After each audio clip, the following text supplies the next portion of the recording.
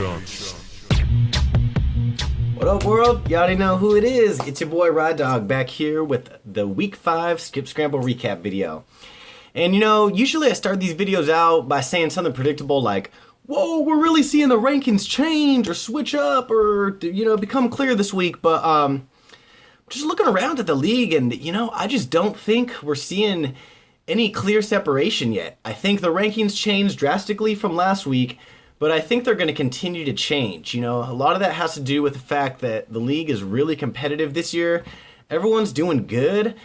Like at any moment somebody can win. So I don't think we're going to see a clear picture for a couple more weeks of who's going to be at the top and the bottom, But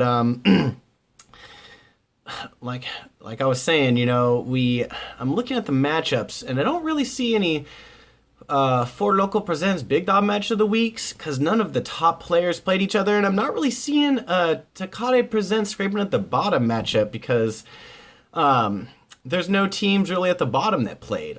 Pretty much all the matchups this week were a high team playing a low team. And the upset split 50-50, I think 3 of the games, the team that was the underdog won, and the other 4, the team that was favored won. So, that kind of changes things a lot, especially those underdogs win. And you're seeing Shannon, who was down at 1-3, suddenly she's at 2-3 with the 4th most points in the league. Like, one more win, and she's pretty much at the top. We're seeing Sam, Eric, and Doug kind of hitting that 4-1 good spot. One loss, and those guys are dropping down into the middle of the pack. Anything can happen. So before I get into some of the matchups, I just want to bring up, since there's not going to be a Takade Scraping at the Bottom matchup this week, we're going to do something that our sponsorship is calling the Takade Challenge. So what you got to do here is, this is all for a good cause, remember, if you get tagged in the Takade Challenge, you have to either donate to the Starving Solomon Fund for Hungry Kids or chug a Takade and tag someone else. So I'm going to show you guys how it's done right now, and I'm going to tag Jesse next. So Jesse, by the next recap, you either got to chug a Takade or donate to the fund. So here we go.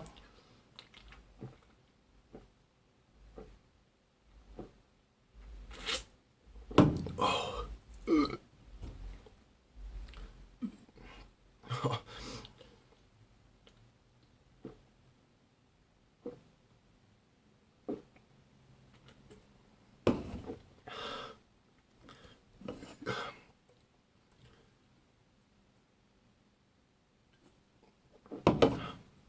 Whew.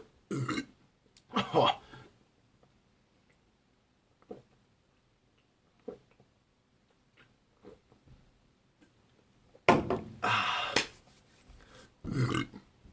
All right. Now that we got that out of the way, let's get straight into the matchups. So Kirill had a really strong game this week. He came roaring out the gates. Running back's doing good. Jordan Howard right now, I'm calling him the Old Spice sniffing through the waiver wire pickup of the year so far.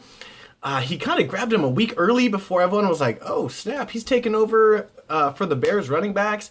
He's been killing it. He led Kirill's team onto a good victory. See, what else we have from here? We have, like I said, Shannon scoring highest points. Even though she started Cam's backup, who really didn't do anything, her team still is smashing. She's just got that solid wide receiver running back. She's got Fitz, Gurley, Gordon, Demarius Thomas. I'm seeing 4 touchdowns between all of them. So, that's just that's gonna really help you as we go through.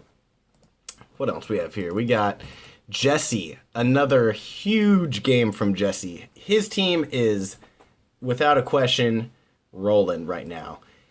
He's got Carr, always a strong play. Ezekiel Elliott is just getting in the groove. His team isn't going anywhere, so he pretty much said, see ya to last place. He's doing really good this season. You know, those are some of the big matchups. Garrett needed a win this week to keep his momentum going, but unfortunately he couldn't pull it off. Doug's team, on the other hand, is just smashing. He's going to be one of the top dogs again, it looks like, if he keeps putting up high points like this. Garrett, not count his team out yet. He's just going to need to keep going, get back on that winning streak. Then, meanwhile, we have Eric sneaking a victory against Chris. Chris's team has been pretty brutalized by injuries, but Eric just keeps rolling. Even though Julio Jones didn't have that good of a week, he's still crushing it.